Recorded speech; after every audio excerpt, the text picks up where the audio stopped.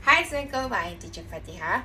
In this video, I'm going to show you one of the visual prompting that we can do to teach our children to be able to pick up beads or coins using their fingers independently. So how to do this? The first step is we prepare illustration of the step to do the stars. So I have here a picture or illustration of a tripod finger. Tripod finger. 1, 2, 3. Our thumb, index fingers, and middle finger. Next step is tripod fingers. Reach out to the item here. So how to do this task? So let's imagine I am the child.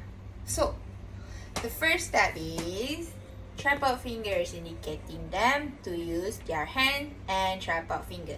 1, 2, 3. Next step is a picture of illustration of the hand. Reach out to the item to pick them up.